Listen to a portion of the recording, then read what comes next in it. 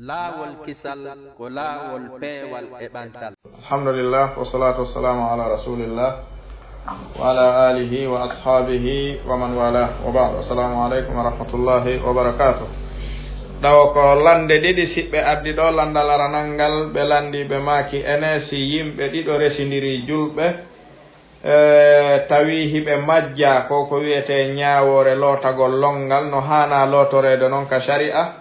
ɓe wondi e ɗum ɗon haa ɓe arkisama jiidi e nder ɗum ɗon ɓe andude waawugol lootagol longal ngal wonde ɓe jibini ɓiɓɓe ɗuuɗuɓe haray ko honɗum islamu on ñaawata ɓen ɗon ɓiɓɓe ko ɓe ɓiɓɓe halal ka ko ɓe ɓiɓɓe honɗum ɗum woni landal maɓɓe ngal. haray sifa nde ɗo hunde haray si tawi yani hollay welsinagol neɗɗo on ga e diina makko kan ko waɗi neɗɗo on himo haani andude diina makko kan atto o helli feede fiisi o helli faama taw fijir diina makko kan so yinelaaɗon alayhi salatu wassalam ɓe maaki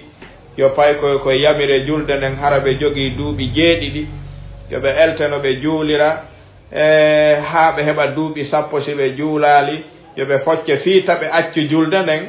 ɗum ɗon holli neɗɗo on ko haanaaɗo janneede diina kan atto waɗɗagol ngol hewtude mo. si tawi noon neɗɗo on wuuri e nokku ka o welsindi o waawaali lootaade longal woni o waawaali salligaade kadi o yaari noon haa o jombi haa o jiidike kanko o ɓeyngu makko o noon si ɓe anndi ko honno longal lootorte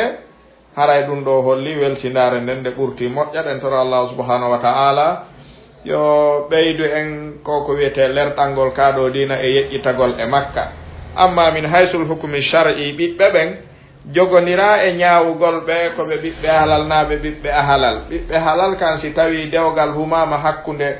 resindirɓe ɓen wondude timmugol shartiji ɗin e waajibatuji ɗin ɓiɓɓe jibinaɓe ɗon ɓen ko ɓen wiyete ɓiɓɓe halal. amma welsindaare heɓotonde nder ton hakkunde maɓɓe ɗum ɗon jogondirta e ñaawugol ɓiɓɓe ɓen. ɓiɓɓe ɓen kañum asko maɓɓe ko laaɓu ɗum ko dambeteɓe baba e muɗum ko wonoɓe ɓiɓɓe halal bi iznillah. ɗen toro Allah subhanahu wa ta'ala yo ɓeydu en faminde diina makko kan ɓiɓɓe ɓen jogodira e majjere baba maɓɓe nden e yumma maɓɓe ngal ɗo gollal kono noon e julɓe ɓen hana wurude hara ɓe anda nden ɗon huunde hara ihtisaran e ko raɓɓiɗi comme min babil munasaba en wawi jopade no raɓɓiɗiri la'alla Allah azza wa jalla an yanfa bihi no gasa joomi men nafira ɗum woɓɓe kadi no gasa fewndornoɓe noon hara e wi'aali tun sellata deƴƴen no gasa hara si sappinama seeɗa woɓɓe kadi no woodi humpaɓe haton jimɓe ko raɓɓiɗi ko julɗo si heɓi janaba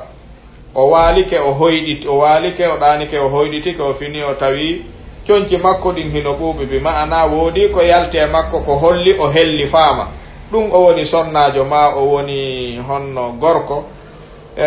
ñaawore muɗum nden e lootanagol iidi e lootanagol juma e lootanagol harminanagol hajju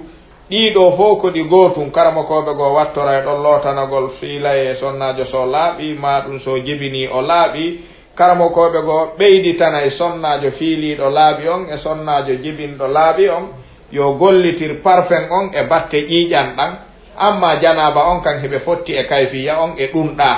woni neɗɗo on o anniyo to ɓantugol nde ɗo tayre yanude e makko fi dagintingol dewal joomi meɗen ngal yalta e tuuni ni wonta neɗɗo wawɗo wadde dewal joomi meɗen ngal o ɗetta ndiyan ɗan o anniyo ɗum ɗon o janga du'a natirɗo ka hurgo bismillahi allahumma inni a'udhu bika min alkhubuthi wal khaba'ithi o naada koyngal nanal ngal si o naati o ko attoto fuɗɗorde si tawi ko lootagol ngol ɗum ɗon tunnaadimo koyo soodu juuɗe ɗen laabi tati woni newe ɗen haa timma laabi tati o ñaɗa ndiyan ɗan o hibba gila ka wuddu o hibba nde wootere o loota gila wuddu ndun haale koppi ɗin yeeso e ɓaawo ye wondude e yirwugol fii yo laaɓu laabi tati si o gayni ɗum o fuɗɗo salliganagol salligimo o juulirta on o sooɗo o wuyɓo o solkino o sulmo o loota juuɗe ɗen o maska hoore nden e noppi ɗin o loota koyɗe ɗen si o gayni ɗum ɗon o hibbitan ndiyan ɗan ka hoore nde wootere o yarna hoore nden o yirga haa laaɓa nde wootere o watta ɗum laabi ɗiɗi o watta ɗum laabi tati fii yo fellitu guri hoore ngi heɓi ndiyan ɗan si o gayni ɗum ɗon o hibba ndiyan ɗan e ɓanndu makko nun so fuɗɗori ka bange ñaamo o looti ɗon haa laaɓi so arti ka nano haray o ɓuri labinde gollal ngal so hibbi ndiyan ɗan ka ɓanndu makko o yirgi ɓanndu ndu fof haa o felliti e ɓanndu ndu fof ɓuuɓi haray o waɗi ko waɗɗimo kon donc hakkunde alkamal wal akmal haray eko raɓɓiɗi kon ka sappingol mo waɗiri ni haray o lootike longal janaba o lootike siko iidi o lootanike siko juma o lootanike siko sonnajo fiiliɗo laaɓi o lootorike si tawi ko sonnajo jibinɗo laaɓi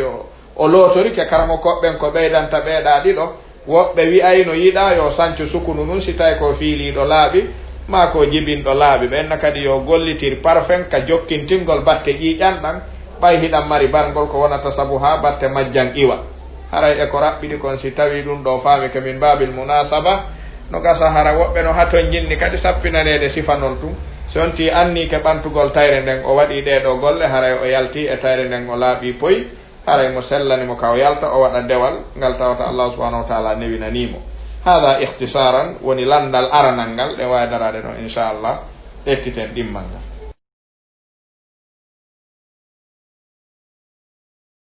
laawol kisal ko laawol peewal e ɓantal